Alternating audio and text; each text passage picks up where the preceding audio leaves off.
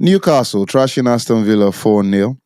Almiron is on top form. Joe Linton actually scored. A big shout out to Steve, since it always shocks Steve when Joe Linton scores. But Newcastle are looking really good. They are now sitting in top four. With the way the squad is playing and further back in probably transfer windows, Eddie Howe implementing his system. First question goes to Mr. Hinder. Is this the beginning of, are we going to actually have the top 7 instead of top 6 in English football? Do you think Newcastle are going to be able to break into that mold? Well, Liverpool are out of the top 6 now, so we still keep it top 6, right? There's at the moment they come 10th in the league, you've got a top 6 with Newcastle. It's about being steady and about getting the best out of what you've currently got. Eddie Howe did wonders with his first transfer window and his second transfer window of buying players that everyone thought they were going to be playing hundreds and hundreds of millions for players, and actually they continue to be savvy in the transfer market, not buying mercenaries, which I think is one of the biggest issues of clubs with money. They bought top talent, right? Chris Wood and stuff. Yeah. But that was told you that was tactical. That was to send Burnley down. You bought their top striker, and Burnley are no longer. So that was worth 100 million in itself. But there was a couple of things on that Newcastle one. I said that they needed a new goalkeeper, and they did. They brought one, which was nice to see. Again, they're fully listening. I still can't believe they've put Byrne as a left back. That is just an absolute touch of magic, right? No, he's it's about not magic. 86 foot tall. No, I'm not agree with that, because when they signed him, I said it on this show that guy played left back. I watched him at Old Trafford against Man United playing left back, and he played left back a few games that season. All of you said no. Touch I'm a of host. Genius by Howe, because his host had of opinion. Isn't that right? I'm a host. All Howe, yeah. All Howe. Yeah, I don't know what's going on here. Host trying to cut you off there. I don't know. He put Joe Linton back up top and wide of the top 3. So where he'd been putting him in the centre of the park, maybe more confidence, more free-flowing football, more Geordie love. There's also a city, not a town. It's a great place. It's buzzing. They've got an absolute massive support. I've not seen it that buzzing since the sexy football days of Faustino Asprilla, which was absolutely amazing, going all the way back then. And I think it's a really positive thing. And I don't hear anything negative from it and the way that they're going about it. They've gone about their business. He's gone about the business professionally with a football club and buying in players, as I said before, not mercenaries that want to come and play. And absolutely spanking Aston Villa, who had their little wee jolt after getting rid of Gerrard, just to show actually that, all right, guys, you've won one, but pipe back down again. It wasn't Gerrard that the problem is at this club. It's deep rooted of not being good enough at all. Well, does it shock you, Dunk, that first of all, Gerrard lost his job before your friend, Super Frankie Lampard? The whole new manager bounce and stuff that you're always going on about.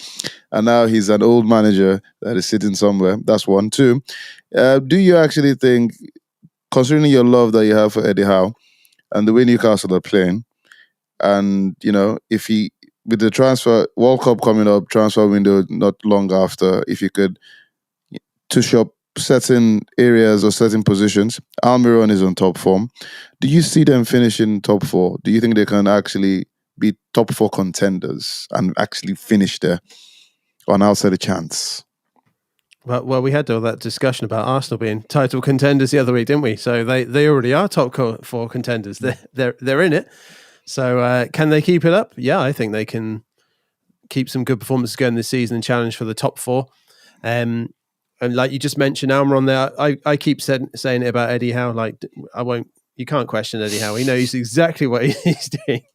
But again, you look at that squad, they didn't buy that many players last summer. Yeah, Isak, that's because they bought 5 or 6 in January. Yeah, but in total, since their takeover, they haven't bought that many players. They haven't done a Nottingham Forest anyway. Isak, their biggest signing, 60 million. He's out injured. But you look at their lineup, and look at the players that are doing bits at the minute. You got Callum Wilson was already there. He's worked with Eddie Howe before. Almiron this season is making Jack Grealish look like an absolute mug with a quote he made the other week. You got Joel Linton. What did he say again? Because I know the Grealish said about something about Mahrez, sub him off. He's playing like Almiron was the quote. So now everyone's just at Jack Grealish because he looks pretty foolish at the way Almiron's playing this season. So again, like Eddie Howe, he's just getting the best out of the players. Like all the criticism we say about Klopp, like he's trying to do the same things with the same players. Well, Eddie Howe's doing stuff with those players, and he's getting them to perform above and beyond. So they're just having a great season. Like Neil said, I think most neutral fans would be happy with that, unless like the only people that wouldn't be happy would be like Sunderland and Middlesbrough, but they're not in the Premier League at the minute. So, I mean, neutrals, if you've been following football for any time, like Neil said, the days of Shearer and that, like they are a big club, and it's good to see them back at the top table of the Premier League. One of the things with that, though, so over the years they've had good seasons. They've even had possibly great seasons in their own measurement. But where the situation comes is, can you keep it and can you continue to work on it? At this particular point, they have good money, good owners, the PIF, and a good manager. Eddie Howe, initially, the conversation that we used to have was, do you think they'll keep him? Will they bring a bigger name? But he's proven that, I could mix it with the big boys. Now, with the money and the good backing that they have, for the Newcastle team to actually stay where they are now, would it be a case of actually getting better, like world-class players, or do you think Eddie Howe will always go with the approach of getting the kind of players he wants and then slowly building from there? Mr. Hinder. The world class is very subjective. Are they going to be up him from Mbappe? No. Could they afford him? Probably. One of the richest clubs in the world. So financially they could. What Eddie Howe will continue to do is buy players that with a good work ethic that will play in the way that he can get the team to play. They're obviously always going to be tied and bound by financial fair play, and quite rightly so. I think that stops it being ridiculous and people on with way too much money to skew what everyone else should be on the lower echelons. And that's no disrespect to any footballer. Get what you can get while you're still playing, right? Because it's a short enough career as it is, especially if you're lower league down.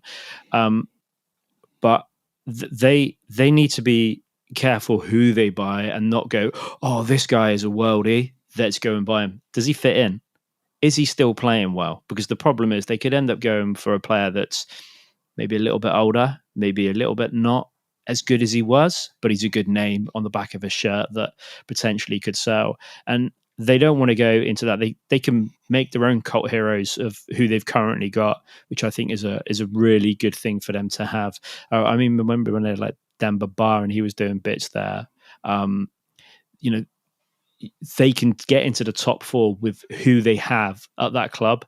And as long as they're careful and they take the approach of, right, who is going to be an additional sign into this squad? Who's going to fit in and make them better? Who's going to fit in and bring up maybe it's Almiron's work rate a little bit more? Who's going to come in and give that Dan Burn a run for the left back? Who's going to work with Pope and then not mind either being second fiddle and come in and take his place or Shah, etc. Who is going to be the right fit? And world-class players are going to want to play week in and week out and come with a massive ego. And I think that's the same, when I was talking about Chelsea earlier, of you've got an ego to go with it. Not everybody, if you're top of your game, you're going to want to be playing week in, week out, and quite rightly so, because you're the top. They're not going to get that level of top because they're not leaving their clubs at the moment. Benzema doesn't just leave and go, I'll play for Newcastle because my contract's up. And when he does, he's 35 at that point. So that's what they don't want to do. They can be smart, and I think they have been so far. Go on, Dunk. Yeah, I think where part of the reason they've been getting praise is for how they spent so far. Like they've done the solid things like Burn and Pope, and then they've brought in players like Bruno and Isak. So neither of them are like world-class players. Bruno would have been on the radar of a few clubs like when they picked him up last year, but now like people are linking him with Real Madrid or Liverpool and saying like all the top clubs are keeping tabs on him. So like they've obviously developed him, and you look at someone like Isak, he's not like a world-class player. He's someone he's good and has potential. So that seems to be their route, some solid buys mixed in with some potential players. And the way it's going so far, like the potential's paying off with people like Bruno. Well, and Callum Wilson's fit. Sorry to interrupt, but Callum Wilson being fit, he is a good quality player, right? Not world class, because that would be ridiculous, because there's only a couple of those in the world. But he is a really good, solid Premier League player that could probably get you 15 to 20 goals a season if he stays fit.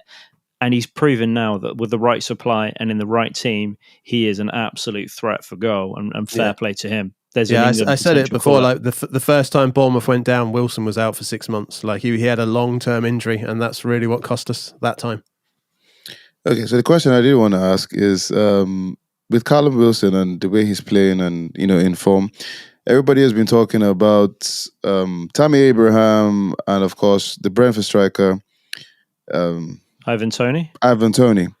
So it looks like and of course, one of the arguments or conversations we always keep having is all these other guys are going to be, second choice to Harry Kane.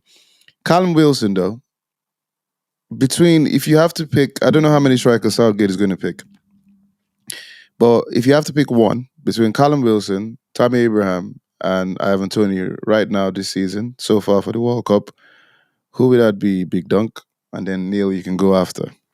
Well, first of all, I'll say that's a tough decision, and you could. There's a case for picking any of the three there.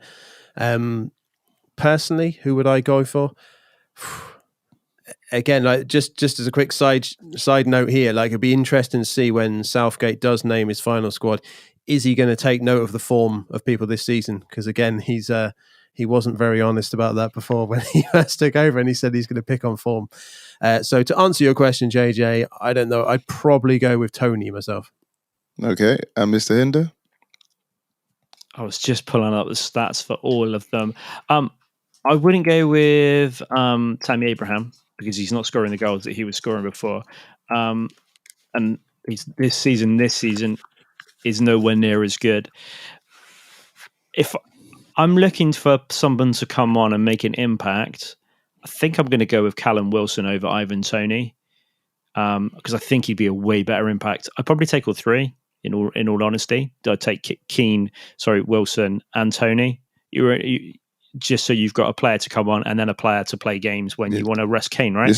This man had the question, right? But definitely, I said I'd take Wilson. Okay, I said I would take all three on the basis of that why not? You should have enough in your squad to allow to have three strikers, right? You might, as well as with Southgate, you might know. I like the Callum Wilson. They're all strikers that pretty much rely on good supply, and so far this season, Callum Wilson, Newcastle playing really well.